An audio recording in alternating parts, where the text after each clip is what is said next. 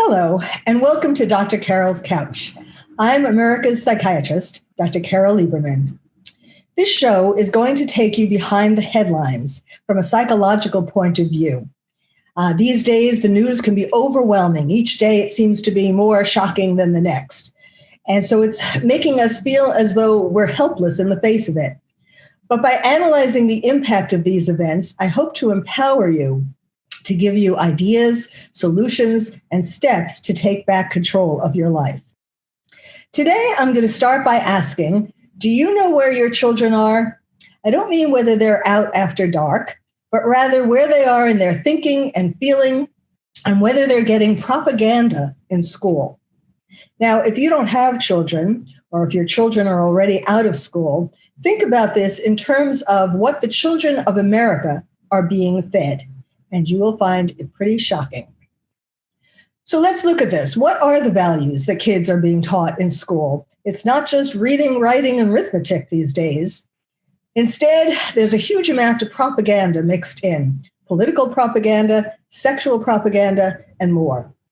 When was the last time that you asked your child about what they're reading in school, what their homework is about, what they're talking about in class? This is perhaps a little more complicated these days, or maybe easier, because most kids are going to school by remote. But however they're going to school, these propaganda ideas are getting through. You will be shocked at how much school and teachers have taken over the role of parents. Now, to some degree, parents have abdicated their roles, but when you hear this, you're going to want to take your role back. Let's look at an issue that has been making headlines recently because of recent events, and it reveals a problem that has been too long ignored. We need to wake up to all of this. I'm going to be giving you some examples of kids who were so influenced by their teachers and their peers and social media that they delighted in shaming their parents and even reported their parents to the FBI because of the political values they have been taught in school and the values of their parents that they have been taught to hate. Many of you may already know that I'm talking about the January 6th storming of the Capitol. And perhaps you even saw some of these stories of what kids did when they saw their parents on television as part of the group. Now, whatever you may think about the politics of that event, we're going to be talking today about how schools have become training grounds for rebellion against parents and against America's traditional values. So I'm going to tell you about some examples that are pretty well, that illustrate this point, unfortunately. So one example, and I'm looking at a headline from Market Watch. Teen turns dad who participated in the Capitol riot over to the FBI. Now, this is about a teenager, an 18-year-old named Jackson Reffitt, and his father is Guy Reffitt. And he, before the storming of the Capitol, he actually reported his father to the FBI before he even knew that his father was going to go to Washington, although his father had told him that he was going to be doing something big. And he felt that his father had changed in the years, in the past 3 or 4 years, that his father had joined an extremist group. And so his father said that he was going to do something big. And although Jackson didn't know what this was exactly, he decided to call the FBI. And lo and behold, when the incident happened at the Capitol, the FBI called him to ask about whether his father was there. Now, at the time, he wasn't sure that his father was there, but he helped the FBI along the way to find his father. He has been making the rounds of television and radio shows and, of course, social media, shaming his father, talking about how his father threatened to kill him. His father, he said that his father warned him that if he turned him in, he would be considered a traitor, and traitors get shot. So he used that to say that his father was going to shoot him, and that's why he was reporting him to the FBI, when really all along it was because he disagreed with his father's political views. Now, what happened is, of course, the father did get arrested. Interestingly, when he was on CNN and he was having an interview with Chris Cuomo, who, by the way, made him out to be a hero, he talked about, they had something after his interview. They had to, for legal reasons, they had a black screen that said that the wife and this teen's sister disagreed, that they did not feel afraid of their father. The sister didn't feel afraid of her father, and neither one of them believed that the father was going to do something violent towards them. So he is now arrested. And the moral to the story, this is the kicker, because of being in the media so much, he put up a GoFundMe page, and he has already over $100,000 people donating to him because he was made to be a hero, and they were so proud of what he had done. And he's going to use this for college and for living expenses because he's now not living with his family. Okay, then we have another story. Helena Duke, she reported her mother, Teresa Duke, her mother had said that she was going to go out of town to take an aunt to the doctor. And then it turns out that Helena saw her mother on television or on a photo, and she reported her mother to at the Capitol, and she reported her mother as well. I mean, she talked about how she was actually having problems with her mother before the issue at the Capitol. She said initially she had mixed feelings about outing her mother on social media because she knew it would lead to her arrest. But she decided that because her mother had previously kicked her out of their home for attending a Black Lives Matter protest, she would do this. Another example is Claudia Conway. Claudia Conway has long been jealous of her mother, Kellyanne Conway's fame, and she feels that she was getting neglected. And so she put up a video on TikTok, which was really pretty obnoxious, and talking to her about, not so much about the Capitol, but about, she said, for example, "Hey, Mom, it's Claudia. If you're watching this, I don't know where you are. You might be downstairs, upstairs, wherever. I haven't seen you in a little bit." So clearly she was feeling neglected. Now, adolescence is a time when teenagers normally develop their independence. That's a normal stage of development because they're becoming adults. However, when they are fed propaganda in school, it eggs them on to be to rebel in a much stronger kind of way, in a much more visible kind of way. Now, sometimes these teens are already angry at their parent because they were abused or neglected, or there was sibling rivalry and they don't feel they were getting enough attention.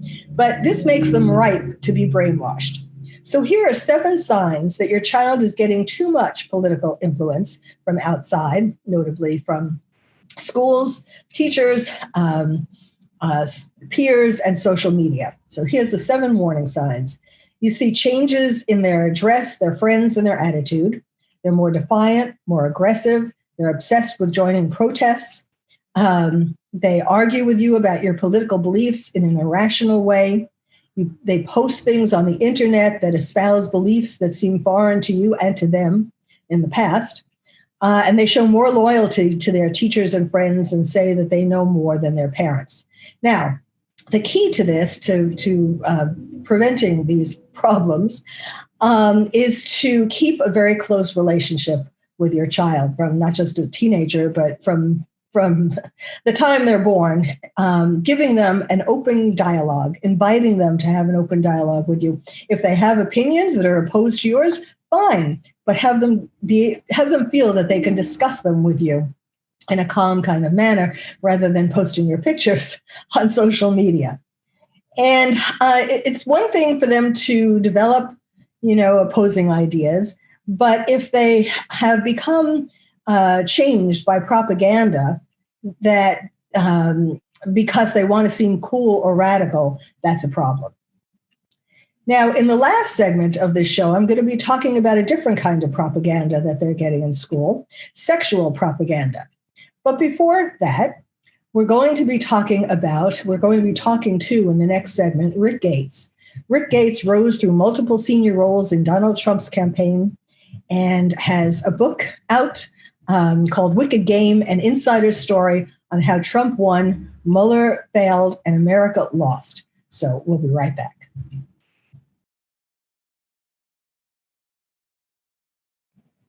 In this segment, I'll be interviewing Rick Gates. Rick rose through multiple senior roles in Donald Trump's campaign, starting in March 2016, rising to deputy campaign chairman. Following Trump's successful election, he continued his service as the deputy chairman to the president's inaugural committee, and after as a co-founder of the president's super PAC, America First Policies. He's the author of Wicked Game, an insider's story on how Trump won, Mueller failed, and America lost. Welcome to the show, Rick. Thanks for having me, Carole. Good to be with you. You know, this is hard times. I'm sure you're feeling particularly disheartened with the results of the election and with the first days of Biden's presidency and all of the changes that he's made. Why don't you tell us about how you're feeling? Yeah, it has been, tremendously disappointing not to see the president reelected. I think one of the things that, history is going to show and something that obviously the media is not picking up on is they are not looking at, the accomplishments that President Trump achieved. He came into the election with a platform of issues that he wanted to really achieve for the American people. And he felt very passionate about them. And he was able to get, almost all of them accomplished. And as a result of the Democrats and what they've been trying to do in creating the narrative that, you have an outsider who doesn't know what he's doing, creating chaos, all the things that the Democrats have said, they've completely missed all the good stuff that he has done. And now with Joe Biden in office, he is absolutely trying to tear all of that down to the extent that, and then I thought this is interesting just today, that Joe Biden's job approval rating has already dropped 15 points. So he is now under 50% for the first time. And I think that's an indication of what you're seeing around the country. Stopping the Keystone Pipeline, that didn't necessarily hurt Republicans. It hurt a lot of hardworking Democrats, as well. States like New Mexico and others are very upset. So all these initiatives that Joe Biden says he's bringing to the table has actually shown already that it's created tremendous job loss for America. And that's going to have a longer term impact over the next 4 years. Yes, I think you're being particularly kind in saying that I forget your word exactly, but that they were overlooking what Trump did. They're not just overlooking it. They're purposely trying to bury it. That's right. That's exactly right. It's really, when I refer to Biden's presidency, I actually usually say the Biden-Obama presidency, because we know Obama is behind him pulling the strings. Oh, no question. I've called it Obama 3.0 because there is absolutely no question. You look at the staff, the cabinet, everything that Biden is standing for, it is all repetitive of what Obama tried to do. And so what you have actually is a scenario where Joe Biden is trying to build back Obama's legacy instead of actually trying to create his own. And I think this is where you see, 47 years of politics being a very unfortunate weight around Joe Biden's neck, in that he really doesn't have his own ideas, his own policies. I think for me, one of the most frustrating things has been that he's, apparently had all these ideas. They were ready to go from day one, when he was inaugurated, and everything now is under review, being examined. It's being looked at. There is no plan for a number of these issues that they talked about. And it just kind of goes to show it's just another back to status quo politics as usual. And in this case, it's a lot of the Obama politics that are back. Well, except for the fact that, yes, now we've kind of come into a lull. But in that first week or so, when he had one executive order after another, and that he didn't come up with those things on his own. These were ready to go, presumably primarily by Obama, written by Obama before the inauguration. And there was one thing after the other. And clearly Biden, before the election, I was talking in a lot of media outlets about Biden's encroaching dementia, I called it. So there's no way that he could possibly have written all of these things. And so it was so disheartening to see one thing after another that Trump accomplished being totally squashed by these executive orders, not even having the guts to bring them to Congress, just making executive orders. Yeah, and this after Joe Biden is making, pronouncements that anybody using the executive order is acting like a dictator. Yet now we know Joe Biden has signed more executive orders on his first day in office than any other president in the history of our country. And if that's his start, then that's just going to be the way he continues, because he also recognizes a lot of his policy ideas, they never carried any muster during the campaign. I mean, I've always believed this election was, Trump versus Trump, and that Biden was completely irrelevant.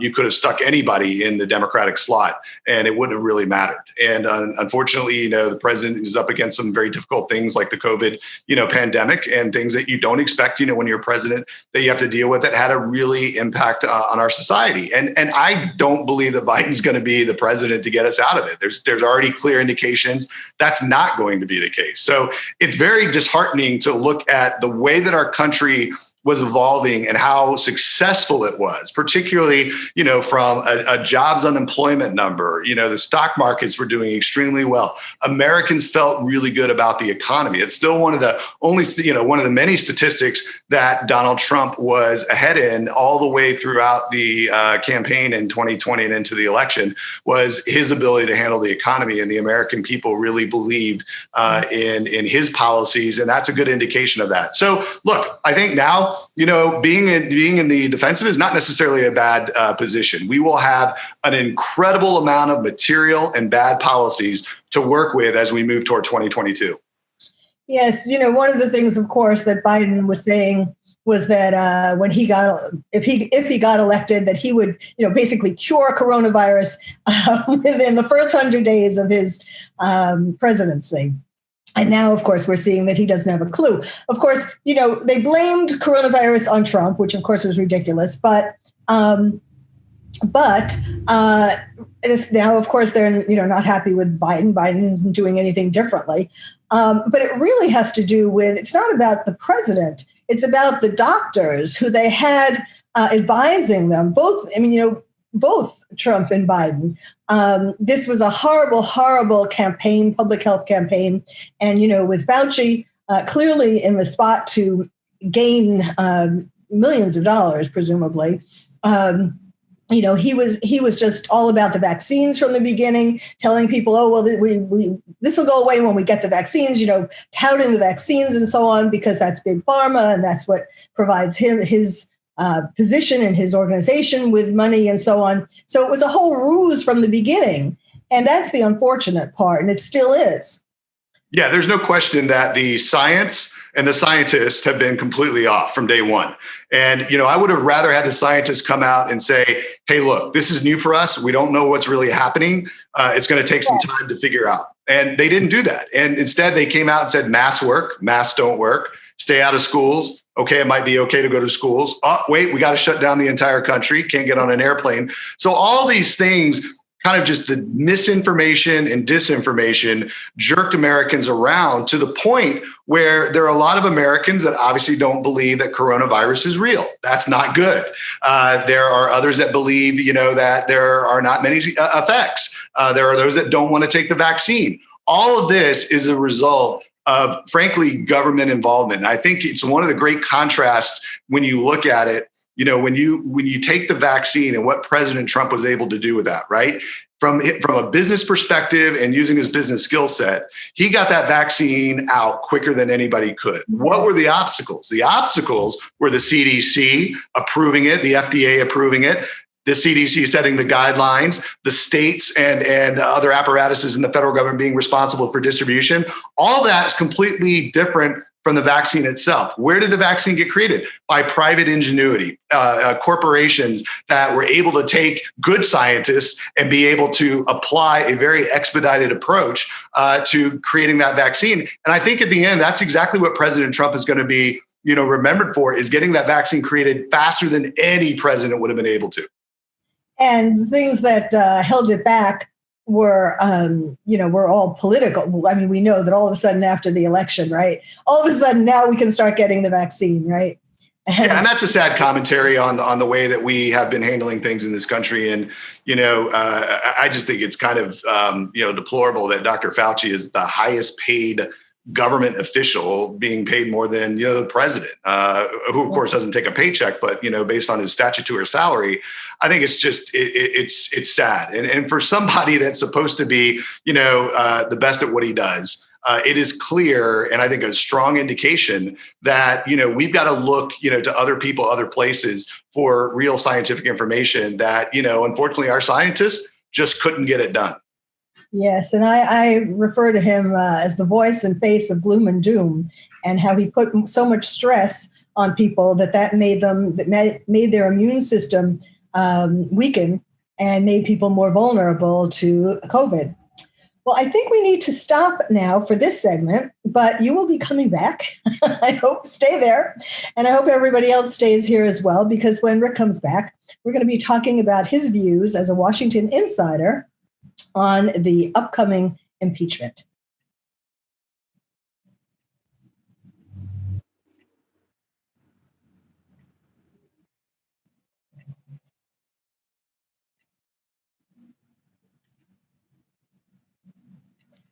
Okay, Rick, let me reintroduce you.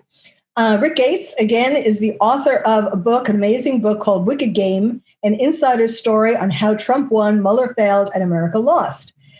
He is a political consultant, Washington insider. And now, as a Washington insider, I am going to be asking you about whatever you can talk about. I know some of it probably you're not able to talk about at this point. But what can you tell us about the impeachment? I tell you what I think about it. I have described it as a witch trial or burning at the stake. Nancy Pelosi delivered the articles of impeachment to the Senate, but if it were up to her, she would dispense with these civilities and formalities and simply hang former President Trump like they did to the Salem witches, or burn him at the stake like they did to Joan of Arc. However, and because these historical events were done by people in an irrational state of mind, and that is the state of mind, in my opinion, of the Congress these days, because of what they're now able to blame on January 6th. But to the extent that they were in there and perhaps did have PTSD, this is not the time for them to have been, first of all, accepting the electoral vote instead of investigating it, and now impeaching President Trump. So tell us about it. Yeah, ultimately, Nancy Pelosi and the Democrats are going to be viewed as absolutely attempting to destroy our Constitution by doing what they're doing with the second impeachment. There are a number of other options available that they could have looked at this. They could have, discussed and considered a more measured approach. What Nancy Pelosi is doing is weaponizing the impeachment power, and she's degrading our Constitution. And moving forward, it's going to be very hard for future Congresses to take the same seriousness with this, with what Nancy Pelosi is doing with the impeachment. We know it's unconstitutional. It may be tested, but at the end of the day, guess what? The president's not in office anymore. So this whole Senate exercise is a function of removing the president from office. He's no longer in office. So it's political theater. It's just a drama that Nancy Pelosi and Chuck Schumer are trying to create to distract, obviously, from what they're unable to achieve. And it's a sham process. I mean, at the end of the day, they don't even have enough votes. So in the end, what's going to happen starting next week is it's a trial. So the impeachment part has actually already occurred. Now we're just moving to what the Constitution calls the second piece, and that's whether or not the Senate decides to remove him from office. So already, just by the premise of what the Senate is supposed to do, it's a joke. And then again, as I said, they don't have the votes. And at the end of the day, you're going to see the headline. It says President Trump's acquitted.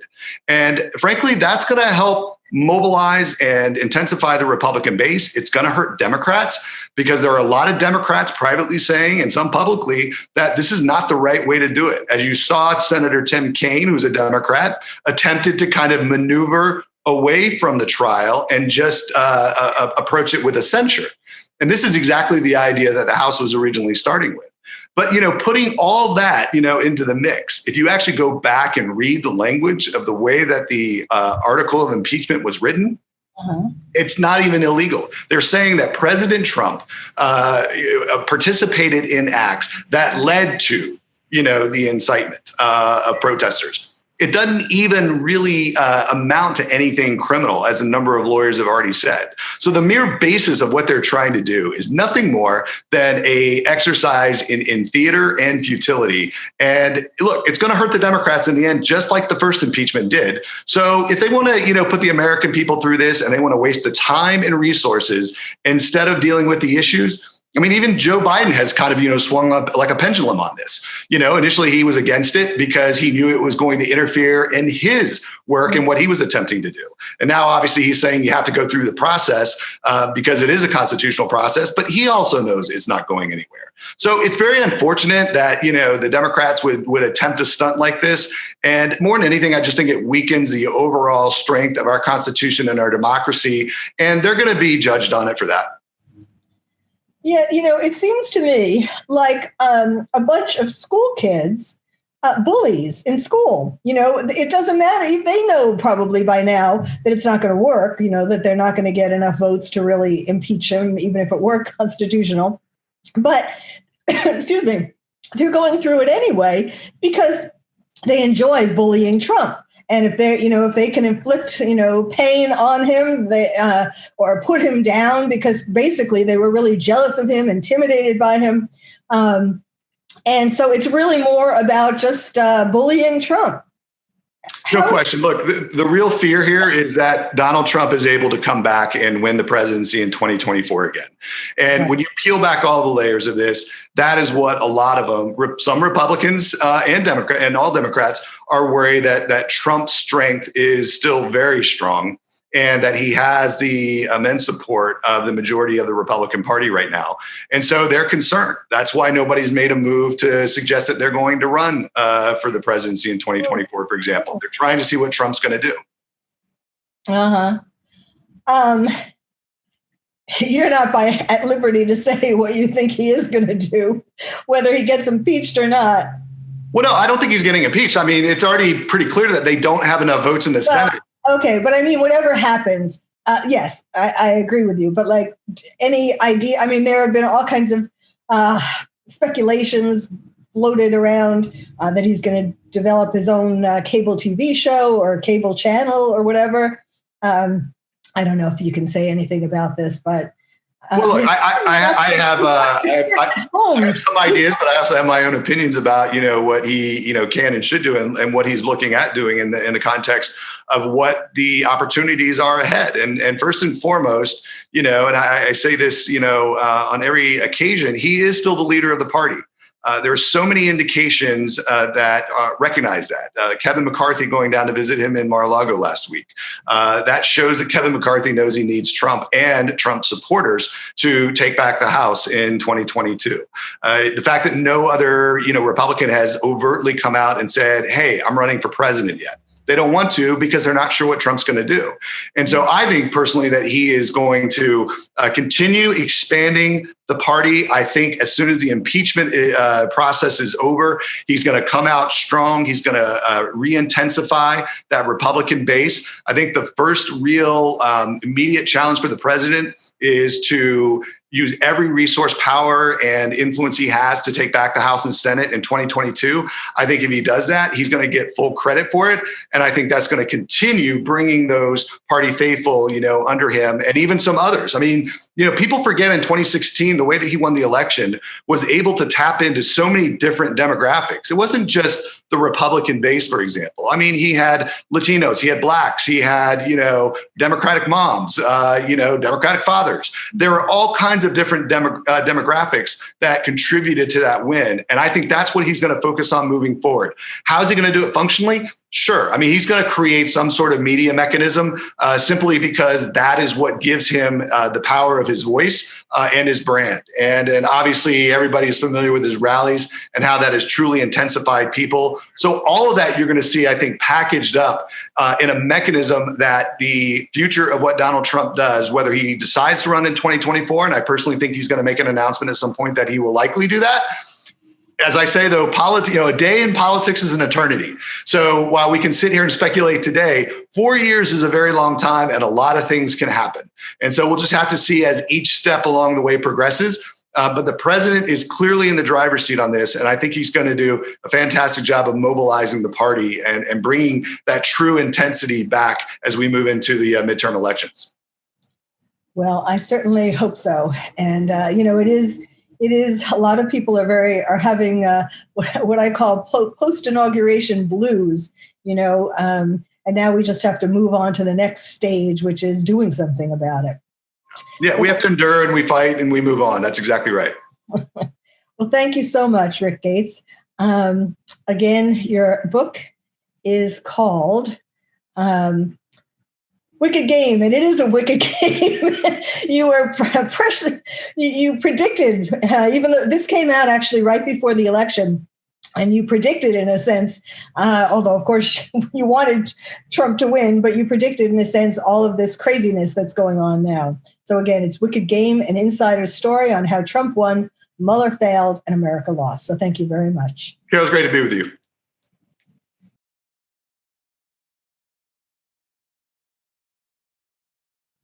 Welcome back to Dr. Carole's Couch.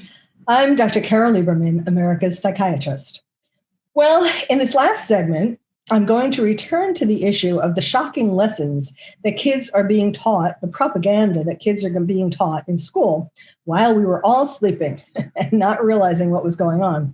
This time, in this segment, I'm going to be talking about the sexual propaganda as well as some political rebellion. Now, I'm going to start by reading a letter that was published in the New York Post. It's written by a dad who asked to remain anonymous because he didn't want his children to have any backlash after this. He's 49 years old. This came from the New York Post, and the headline is, Dad says New York City Department of Education public schools are brainwashing kids with woke agenda. So I'm going to read you some excerpts. He's 49. He's the father of a 12-year-old daughter and an 8-year-old son who are enrolled in public schools in Manhattan. And he's white. And he is concerned that the curriculum has gone way too far. And he tried to talk to the teachers and the principal and all that, didn't get him anywhere. So he asked the Post if he could have this article published. So this is what he had to say. Again, some excerpts. In 2017, our 5-year-old son came home from kindergarten and said he was studying a famous teenage transgender girl in school.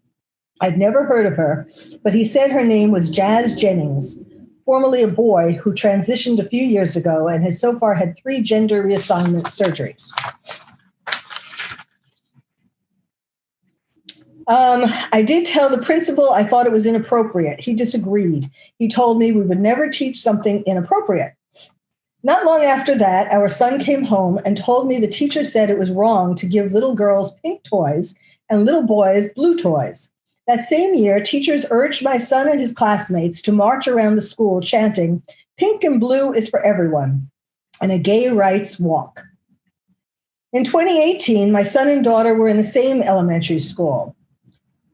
He talks about how the city wanted to abolish testing for its more competitive schools because there aren't enough Black kids passing the test. But this lowers the bar for everyone. In my opinion, this so-called anti-racism is hurting Black people. This year, my daughter's 7th grade reading material is about how Blacks are being persecuted. She's reading anti-police books, assigned these books.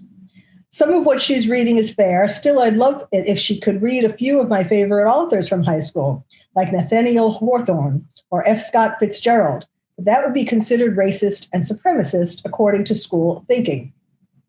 In math class this year, my daughter's teacher told her the only reason white people voted for Trump was that they wanted to hold on to their white privilege, and so on. Then he talks about his son and being taught Christopher Columbus was bad. I've warned my son that his teachers may be brainwashing him, so he asks me about this stuff. But lots of kids don't have anyone else to fact check what they're learning or get the other side of the story, et cetera, et cetera. Then he talks about his daughter's seventh grade humanities curriculum, encouraging students to become activists, and learning about how it was discriminatory for the Washington Redskins to name their sports team after Native Americans, and so on. And he's kept being told that it was inappropriate for him to talk to his children's teachers, and so on. And he talks about how when he was growing up, he grew up in New York, and kids of all different races played together and were friends. And they weren't taught about how, whites are racist and other ethnic groups are discriminated against. I mean, this isn't to say, of course there is some racism in America, but we have here Black Lives Matter. Black Lives Matter has now, in February, had a week in schools that is devoted to their curriculum. Now, most people think that Black Lives Matter is just a do-gooder organization trying to end racism. And how could anybody find fault with that? But if people took the time to research the organization, they would find terrorist, socialist, and communist roots with an agenda that includes destroying the traditional family, notably by getting rid of dads, and changing your child's sexuality. They've been organizing these BLM weeks at school as part of Black History Month. And if you think that this is for the kids to all sing Kumbaya, you're very mistaken. Its agenda is inspired in part by a former Black Panther, the first woman who was ever named an FBI most wanted terrorist.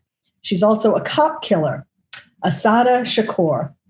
She's considered armed and dangerous and is still wanted by the FBI.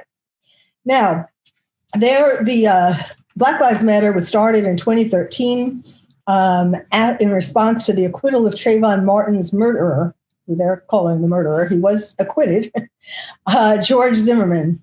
And the three women who founded it are Alicia Garza, Patrice Cullors, and Opal Tometi. Now, they have very strong agendas, and it's not just about ending racism for Blacks. For example, an ABC article says, from the start, Black Lives Matter has been about LGBTQ lives. I'll go into that a little bit later. The Heritage Foundation, in their article, wrote that these leaders, these three women, are very much involved are trained organizers. In fact, there was an interview where they said, we are trained Marxists. So, people need to, I encourage you, in fact, to look into this and see, it's pretty well hidden. You have to spend time doing the research and looking into each of these women. Now, there's a partner organization to BLM called Movement for Black Lives, and they call for abolishing all police and all prisons. They also call for a progressive restructuring of tax codes to ensure a radical and sustainable redistribution of wealth. Okay, let me tell you, if your hair isn't standing on end yet, let me tell you what their 13 guiding principles are. Now, this I'm getting from their website, there's a special website, BLM at School. This is what they teach in this week of BLM at School connected to Black History Month. Okay, so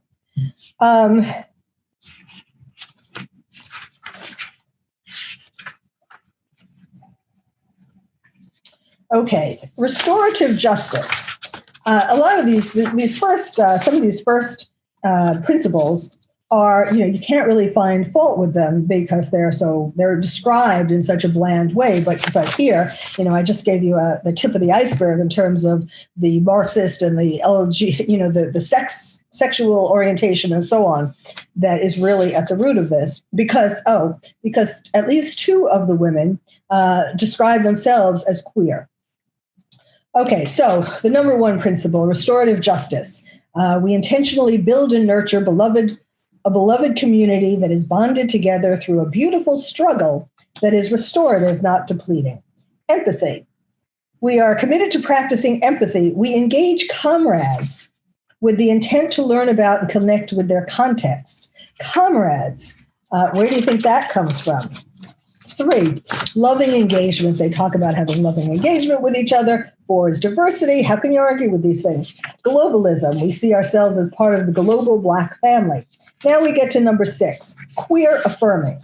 Your children are being taught. Now, I have to say, it's not just BLM who is trying to hijack your kids' sexuality. I mean, it is being this kind of sexual propaganda, and this is not anything negative about the LGBTQ movement or anything else. But if people want to go that way, that's fine. But little kids who don't either know about sexuality or are confused about sexuality, we're talking about even in elementary schools.